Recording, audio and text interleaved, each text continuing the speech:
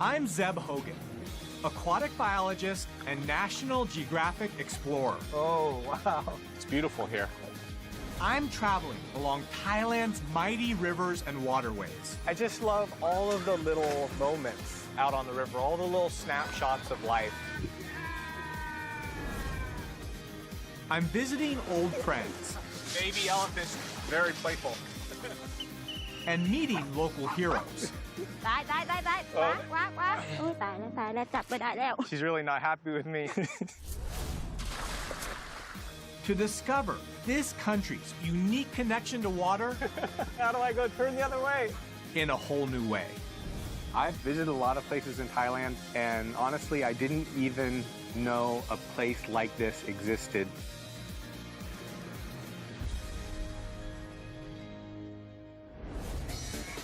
I'm starting my trip at the perfect time.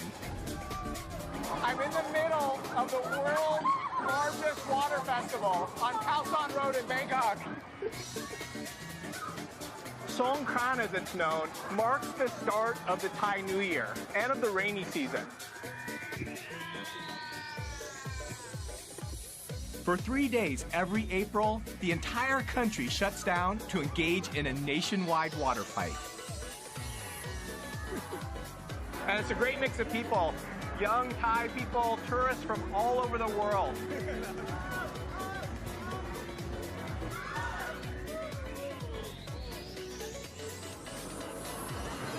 It's easy to see why Songkran is Thailand's most popular festival. I want to go and check out the more traditional side of Songkran to get a better sense of the importance of water to people here in Thailand.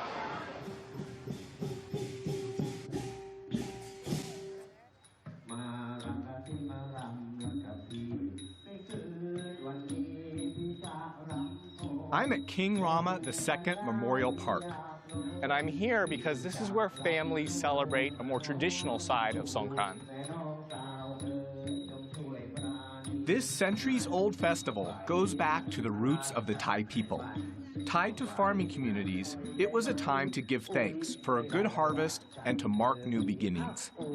So this is how I imagine Songkran like 100 years ago.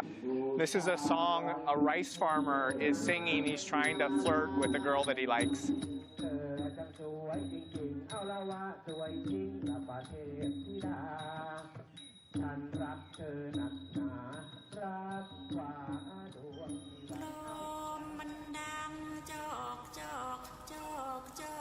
This is the original way of celebrating the Thai New Year, where water is used as a symbol for both cleansing and renewal.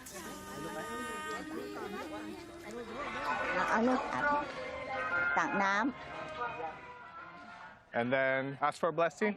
Yeah.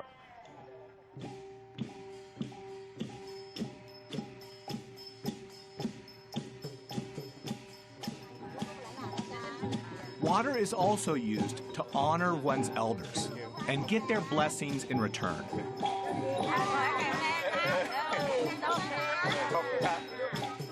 It's great to be able to compare and contrast traditional Songkran and what Songkran has become for a lot of people. That's the way Thailand is. In Thailand, you get this great mix of tradition and contemporary ways of celebrating. And it's all connected to water, the essence of life. I first came to Thailand in the 1990s to study freshwater fish.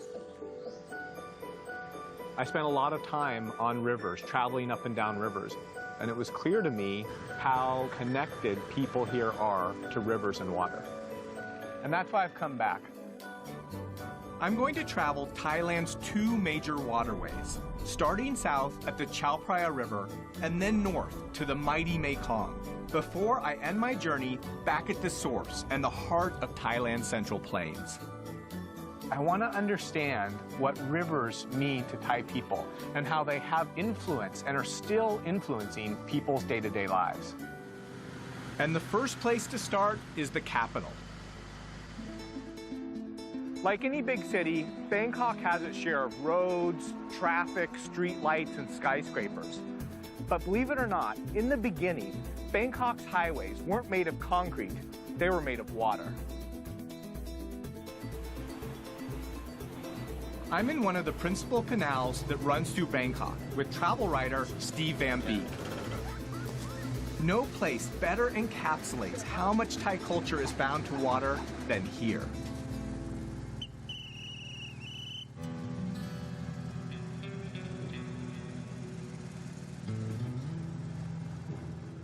This is the postman? Yeah. Sawadee krap. Can I send a postcard? Yes. Yeah. So just like a normal postman, he has his bag of mail and does a couple miles on the river every day. My friend doesn't live on the river. Is it okay? Yeah. Khop krap. Khop khun krap.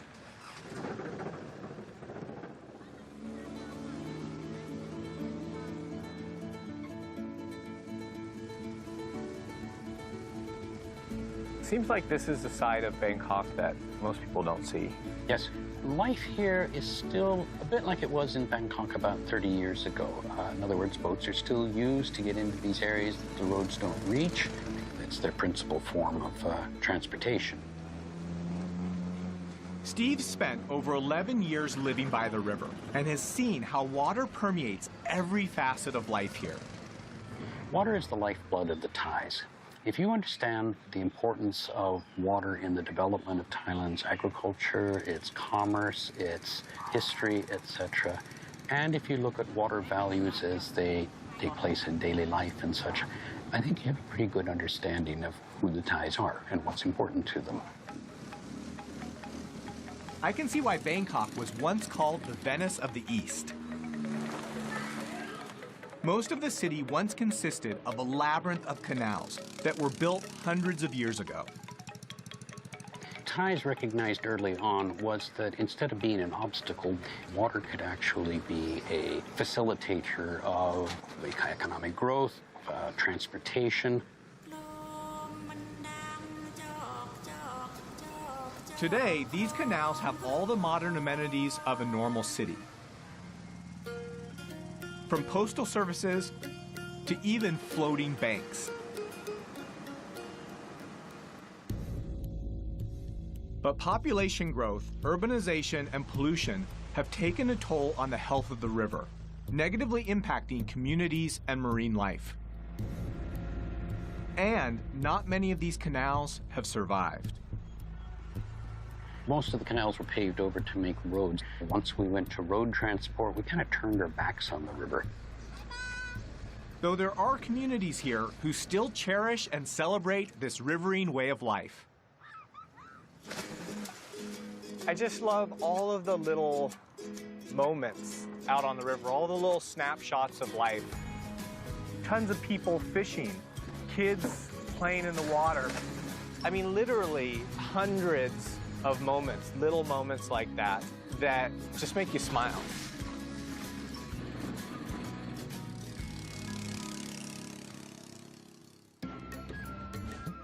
Thailand's waterways aren't just a conduit for transport and trade. The rivers themselves are also a source of sustenance. And even in some of the most inhospitable places, Thais have managed to find ways to harvest from the land. I'm heading southwest to an intersection where the rivers meet the sea. This place is a hot, muddy swampland. And the salt levels in these intertidal zones would kill an ordinary plant in hours. But it's in these mangroves where something remarkable happens. On previous research trips, I've caught everything from giant freshwater stingray to small black-tipped reef sharks right in this region. It's one of the most biologically rich and complex ecosystems on Earth. Over the last 20 years, the local community here has actively been replanting mangrove forests that were once cleared for development. And as the forest has come back, life in this area has come back too. And with the life, people's livelihoods. During high tide, this entire area is underwater. Even so, local people have found some ingenious ways to make use of this piece of real estate. And it all happens at low tide. As the ocean waters recede, they leave behind mudflats that extend far out to the horizon. Impossible to cross by boat or on foot. People here use these giant wooden skis or surfboards. The same way that you might use snowshoes to move across the snow, people use these big boards to mud surf, to move across the mud to collect small clams. Clams are a vital source of income for the community here, and an amazing example of how Thais use the river systems both during the dry and the wet season. And I'm gonna find out just how it's done. Okay, let's give this a try. Time to get dirty. So, surfboard in the mud, pail to collect clams. Oh, like that. Okay. Oh, my legs are a little long.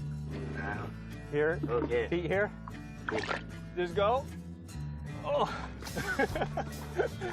Wait, how do I go turn the other way? โอ้ยเก่งเก่งขึ้นมาทางนี้ฮะมาละใช่ใช่ Oh, I thought it was going to be easy. It's difficult to turn. Watch the professional do it. Oh, there we go. It's like swimming in a big bowl of chocolate pudding. How do you find where the clams are? How do you know? เขาจะมีรูอ่ะมันจะมีหอยมันจะรูแล้วเราจะมองเห็นได้แบบนี้ So I'm just looking for holes, and then where there's a hole, feel down. Oh, got one. I found one.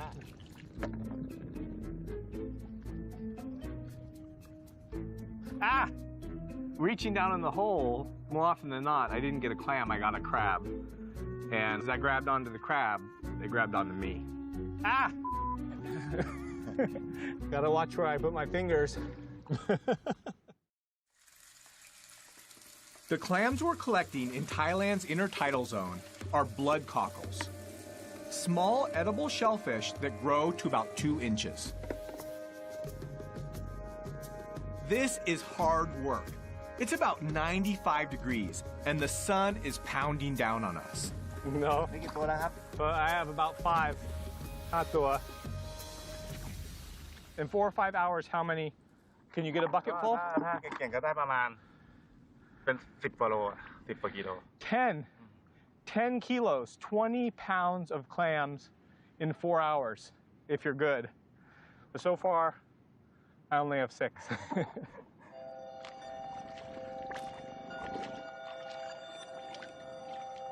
You look at this area, it seems so inhospitable. Just thick, thick mud. And to think that people make a living out here collecting 20 pounds of clams on one low tide, that's pretty impressive.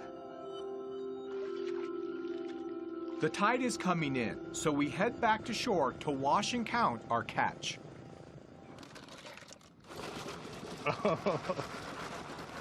So how much can you sell these for? Lola Tarai Cup? 100 baht. 100 baht. So about 100 baht, so about $3 for 1 kilo. I've only collected half that, $1.50 on the market. But now that my work's done, it's time to cool off. This whole location has become a destination for ecotourists. People that come out, they want to see the stored mangrove, they want to see the monkeys, they want to play in the mud. And even the surfboards, they found a way to use them not only for work, but also to have a good time.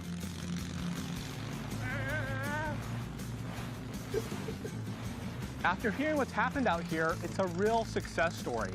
Families moving from cities back out here to start ecotourism businesses. Just goes to show me how resilient these mangrove ecosystems can be if given half a chance.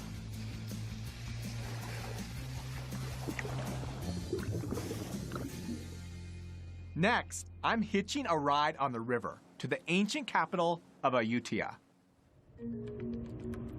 The Chao Phraya is Thailand's principal river system, and it's helped shape Thai civilization. Kingdoms were founded on its shores, and the river connected ancient cities. Royal barges were the equivalent of the horse and carriage for Thai kings. Artisans typically handcrafted these 130-foot-long boats from a single teak tree, adorning them with gold lacquer and glass jewels. Originally built as warships over 7 centuries ago, today they are used in official state ceremonies, and one has even been declared a maritime World Heritage. The river was also the main highway for commerce and trade. For centuries, barges like this have been transporting construction materials like sand and gypsum, and goods like sugar and rice up and down Thailand's rivers. These rivers were the economic superhighways of the pre-20th century, and barges like these helped build the country. I want to find out why these barges are still needed today, so I figured the best way is to jump on board one. First thing I saw when I get on the barge is a dog. And I guess he's feeling territorial because I'm on his boat.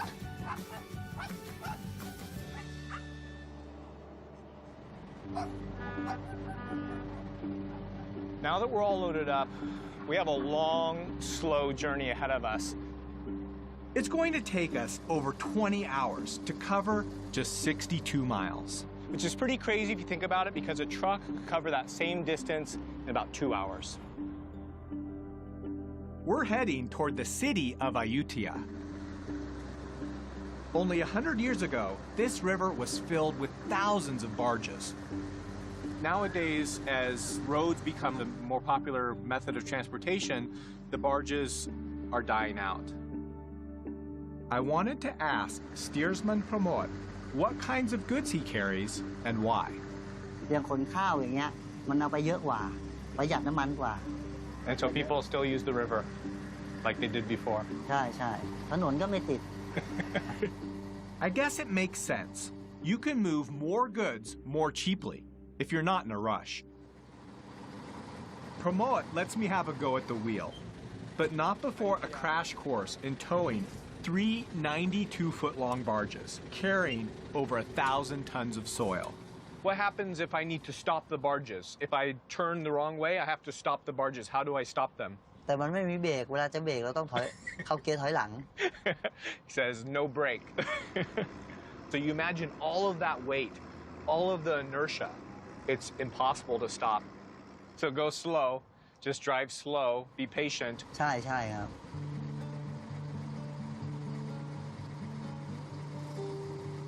How long have you been driving the barge? ก็นาน30 ปีได้แล้วพ่อแม่ขับเรือปู่ก็เคยอยู่เรือแปลซุงที่จังหวัดน่านล่องมาเมื่อก่อนไม่มีเครื่องไง With only a paddle, it's a 400-mile journey that back then would have taken over a month. Today, Pramod lives a waterborne life, much like his parents and grandparents did. It's a solitary lifestyle, and he could be the last of his family legacy. ปีนึงจะขึ้นไปบ้านไม่กี่วันหลักไปน้อยกับลูกอ่ะ Is that your daughter? ลูกสาวคนนี้ In the middle.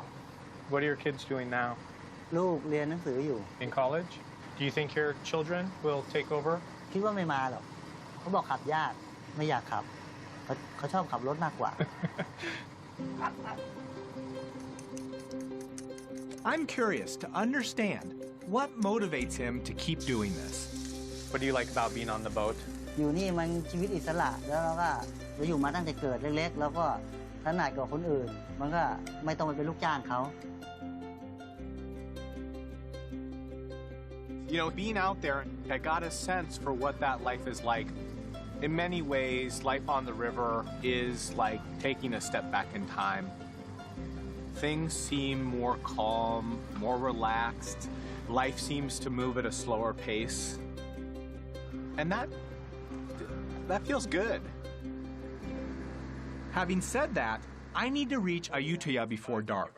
So I say my goodbyes to Pramod and hop on a slightly faster mode of transport. Barges transported materials up and down rivers and helped build the Thai nation. But once goods got to port, there were no trucks or cars to get materials to their final destination. So people look for the biggest, strongest thing they could find, elephants. I want to get a sense for just how these mighty pachyderms help build the Thai nation. So I helped the mahouts. We brought a few elephants down the river for their evening bath.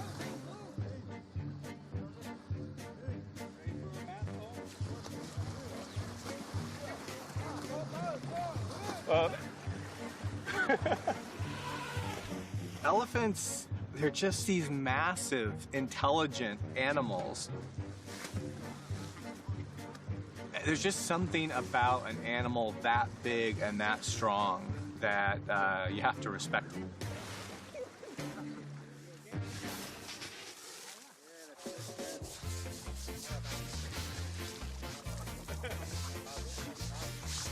Changi, are you Thai? Baby elephants, just like young humans. Very playful. Love the water. Even though we might criticize it now, I can see how these elephants were essential to moving heavy goods. Nothing else in their day could beat them. In northern Thailand, the logs would be cut and elephants would carry them down to the river. The logs would be floated all the way down to Bangkok, a journey that could take up to 5 years. When Thailand banned logging in the late 1980s, the elephants and their mahouts were left without a source of income. And there was a problem until recently in Thailand.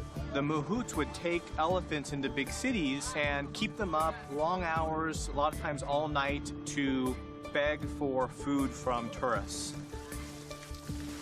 So the camp that I visited rescued elephants from unhealthy situations and provided them with the food and the care that they need to keep them healthy. Considering there aren't a lot of other alternatives, it's one solution.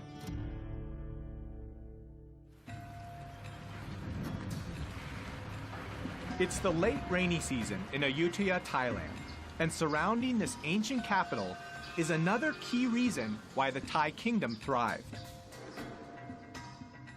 Rice is at the center of life in Thailand. This ancient grain has shaped the history, the culture, and the economy of this country. I'm heading out to the central floodplains to find out how these rice fields provide a seasonal bounty. All of this fertile land around me is part of the Chao Phraya River Basin. And these fields produce enough to feed almost half the Thai population. But it's not just rice you can find in these fields. I met a woman named Mali who offered to show me how to catch fish out of rice fields. Yeah, sounds crazy. Fish in fields. The first step was to catch small frogs. No. Got it, I got it. We were running through the mud, looking for small frogs. There were little frogs in the mud on the edge of the water, and Molly was just yelling at me, Zeb. But it was harder than it looked. They're so sneaky, aren't they, Molly? Molly's teaching me how to catch bait, the bait that she uses for snakeheads, and this is one of the snakeheads' favorite prey. But she's really not happy with me. Only one. How many frogs do we need for bait? We have 5. She said that we need at least 20. Says I'm not going to do it.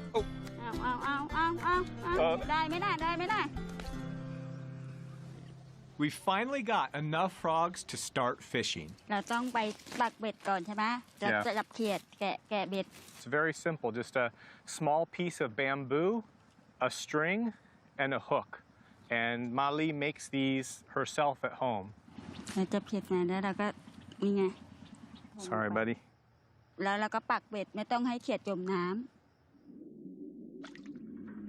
We're fishing for snakehead. It's one of the more common fish in the rice fields. It'll sneak up, it'll sense the movement of the prey of these frogs on the surface of the water and to ambush predators. So it'll sense the movement and then strike. Molly, the snakeheads, aroy, mai? อร่อย Aroy. The whole process is just so simple. Molly is someone, she doesn't have a lot of resources, and yet she's come up with a way to get the food that she needs, both for her family and to sell, from very simple instruments. เพราะว่าเราจับเขียดปักเป็ดนี่เขาจับกันมาหลายปีแล้วใช่ไหมคะแต่ถึงเวลารุ่นเราก็ปักไปตามโบราณที่เขาว่ามาที่มีน้ำนี่มันก็มีปลาตลอดเพราะมันไม่แห้ง Molly saying during the rainy season, all of these areas are connected from the river to the rice fields, and the fish that she relies on spread out all over the rice fields. So it's that cycle of the rainy season that connects most of the lands around here. And it looks like we finally got a bite. It's amazing to me that we've just hooked a fish in the middle of a rice field in Thailand. ดึงขึ้นมาเลยดึงขึ้นมาดึงขึ้นมา Oh, big one. There we go. So look at that. So a striped snakehead. This is one of the most common rice field fish, and this one's over a foot long. Molly says that in a night, she can catch 10, or in a good night, even 20 of these striped snakeheads. Good catch. It's a good one. มีความสุขไหม มีความสุขจ้ะ Look out. In the bag. Should we go check the other rods? ไป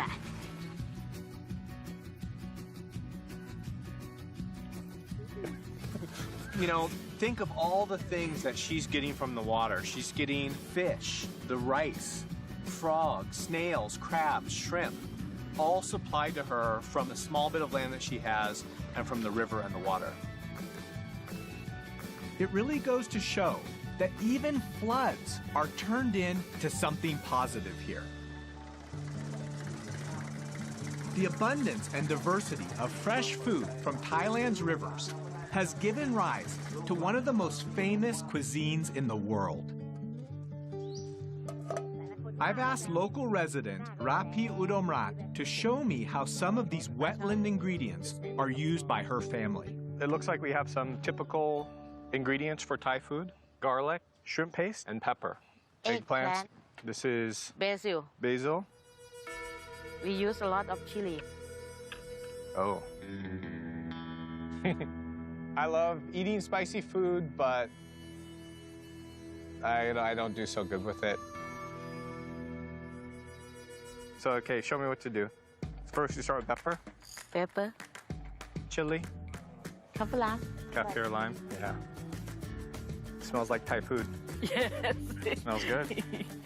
Are these all the ingredients that you can grow in your garden? Yes. We have a little garden in almost every house. We can find in the backyard. Almost everything. Don't have to pay for. I don't think most people realize, certainly even for me, people living along the water have access to all different kinds of spices, all different kinds of vegetables and fruits, all right there in their backyard. And when families harvest more than they can eat, the river itself provides the space to sell it. When we almost finish, we feel sticky. Yeah, it feels sticky now. You like to try it? Sure. Oh. Is it spicy? A bit. For Thai. ฝรั่ง I don't know. Wow. Yeah, spicy.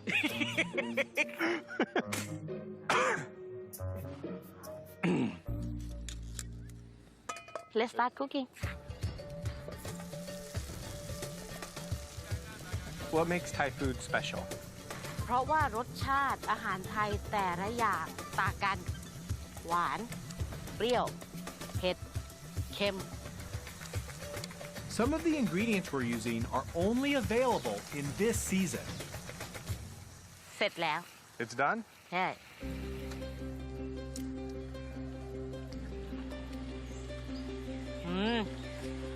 Very good, yeah. We're heading out to have our meal on a boat with Rapi's aunt. I want to find out how families here utilize this seasonal bounty. Have some curry. Thank you. Were there a lot of fish in the river back then? ปลาเยอะมากพอน้ำขึ้นมาก็จะมีปลาเล็กๆเราก็จะสามารถจับปลาด้วยมือเปล่ากุ้งแม่น้ำด้วยทานจนเบื่อ She has some great stories about what it was like living on the river when she was younger. There were so many fish and crabs and shrimp that they would get tired of catching them. Too many to eat. There's some simple ingenuity to life here. People harnessing the river, channeling the rice fields, learning how to get food from around their house from the water. It's something that people in cities nowadays, we just don't get to experience. We get most of our food from supermarkets. I would love to live in Thailand. I love the idea of having a place in Thailand on a river somewhere, growing my own fruit and vegetables, raising my own fish or catching my own fish. I'd love to do that someday. It's November and the start of the dry season in Thailand. As the water levels in the river drop, it becomes much harder for people here to make a living planting rice or catching fish. But even as the river recedes, it gives birth to new ways of harvesting from the land. My journey continues on Thailand's other mighty river that planted the seeds of Thai civilization over 4,000 years ago.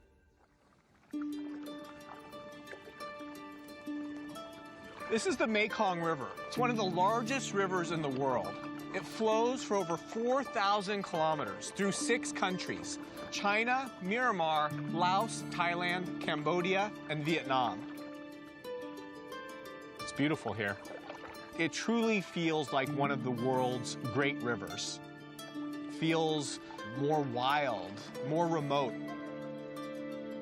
One of the reasons why the Mekong River is special is the way the river changes from season to season. In the dry season, there are places along the river where you could almost walk across. In the rainy season, the water level comes up by over 10 meters, flooding huge areas of swampland and forest. I've come here in the dry season to see how people have adapted to the changing cycles of the river. As the water levels drop, the fish catch becomes much smaller. But the Mekong leaves behind rich, fertile soil that sustains locals here throughout the dry season. Man, check this out. This is pretty cool. During the dry season, people plant vegetable gardens on the exposed riverbank. You can see long bean, lettuce, cabbage, tomatoes, cucumbers, all in this one plot.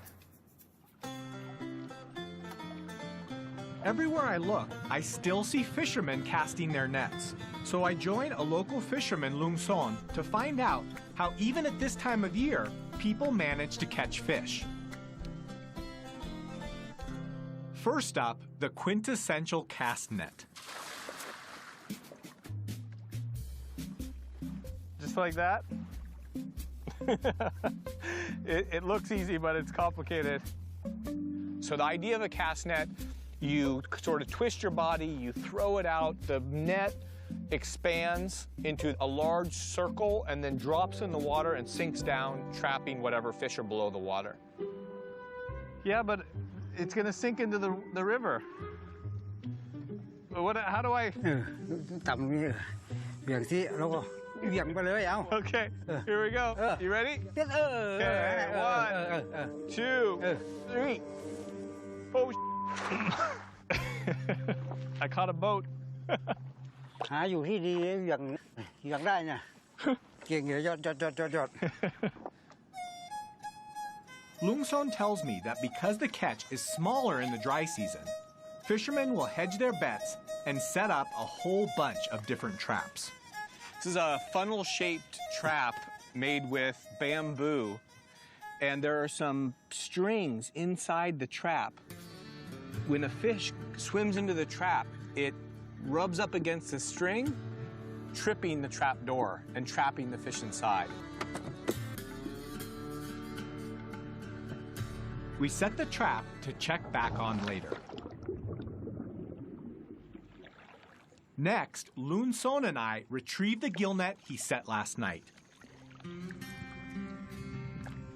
We'll just move along the net from one end to the other, lifting it up and feeling for fish.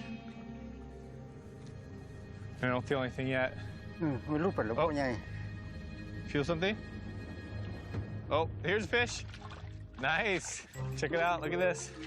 Decent sized fish. Oh. Got one. Yeah, you happy? This is good size. Probably 1 kilo, about 2 pounds, 2 or 3 pounds. Yeah, man. Yeah, so this is big. This is big for him. Our final stop is back at our fish trap. Let's see what we got. โอ้ยตัวเล็กๆตัวใหญ่ไม่ได้นะได้ปลาตัวหนึ่งตัวเล็กตัวไม่ใหญ่ One fish. One small guy. ถ้าได้มาตัวเล็กนี่ก็คำปลาร้า Oh, so you make fermented fish? So this kind of fish he uses to make a local delicacy around here, fermented fish or fermented fish paste. Lucky me, Loon Son brought along a sample. So this is a jar of fermented fish. This fish here, once it's salted and spiced, it could sit for as long as a year. หอมกินปลาร้าเป็นไหม ช้อนตักดูดิชิมดูดีผมจะชิมให้ดูนะโอ้อร่อยยอดจะชิมเลยเนี่ยชิมเลยเรื่อยๆเนี่ยเค็มไหม ก็เค็มไม่เกลือ It's a full-bodied taste. It's really salty. มันถ้ามันไม่นานมันก็ไม่เป็นใช่ไหมมันก็คาวเหม็นคาวต้องให้นาน So he's saying that the longer it sits, the better it tastes. So you think about a cheese or a fine wine, and the longer it sits, the more full-bodied it gets. อยากมาอยู่เมืองเชียงคานไหมถ้าอยากอยู่ใช้ชีวิตสบายอยากกินหน่อไม้ก็ขึ้นภูนู่นอยากกินปลาก็ลงโขงแบบสบายแบบพอเพียงแบบว่าพออยู่พอกินแล้วก็พอ It's fascinating to see, at any moment, whether it's the wet or the dry season, people here have learned to make the best of a situation. The Mekong River is the rice bowl of Asia, and I really get the sense that people eat, pray, love, and live with the ebb and flow of the Mekong River.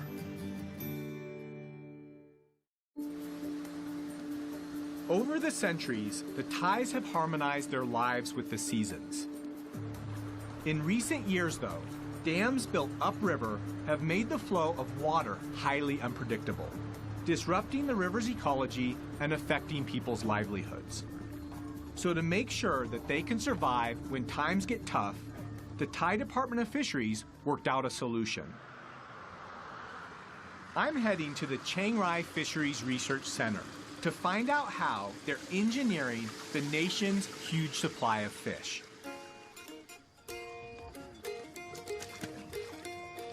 Inside this pond are tilapia, an African freshwater fish known for its quick growth and plentiful meat.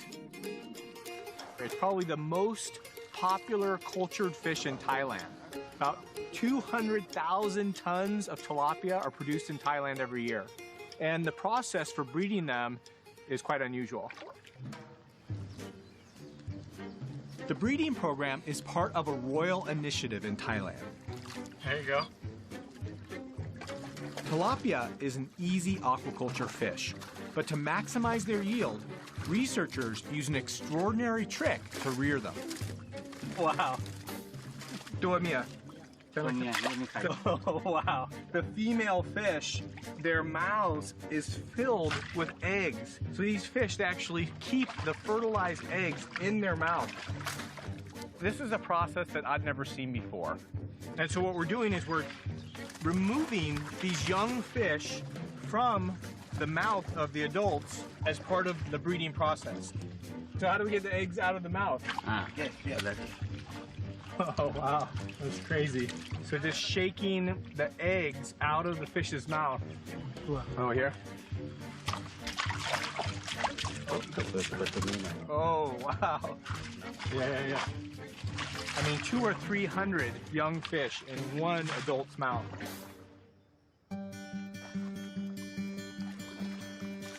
The whole point of this process is to collect the young fry and introduce hormones into their feed to change the sex of the fish to male.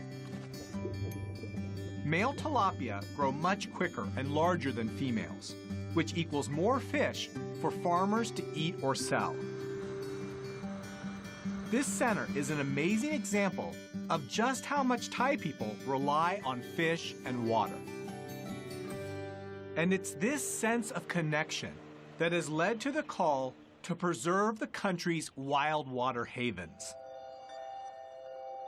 I'm heading back to the Central Plains to look at a conservation project at the heart of Thailand's river systems.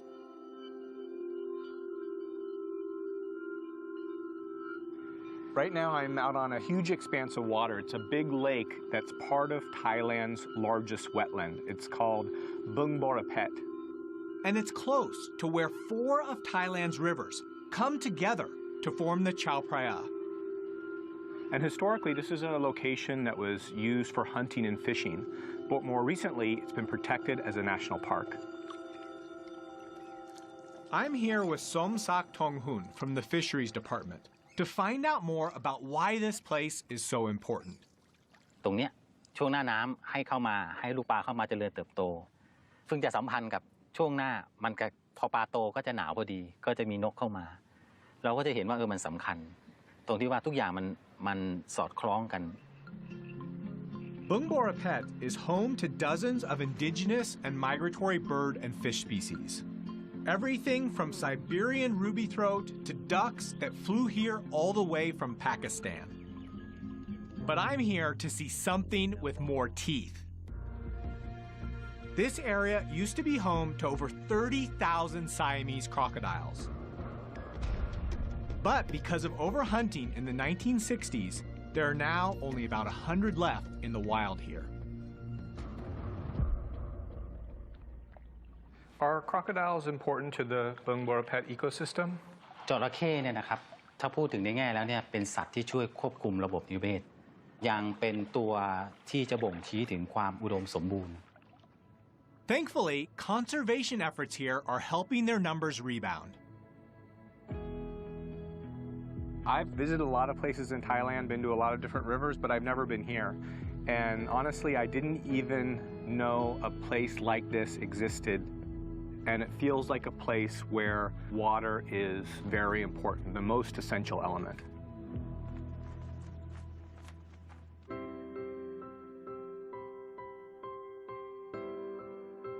You know, as I travel up and down the river, I feel like each stretch of river captures a different moment in time. And if I put that timeline together, I can see the past, present, and future possibilities for this country. And I've learned the vital role that water and rivers play in the Thai economy, in Thai culture, and religion. Here in Nakhon Sawan, I've seen how people are starting to think about the river in new ways, how important it is, and taking steps to protect their national heritage.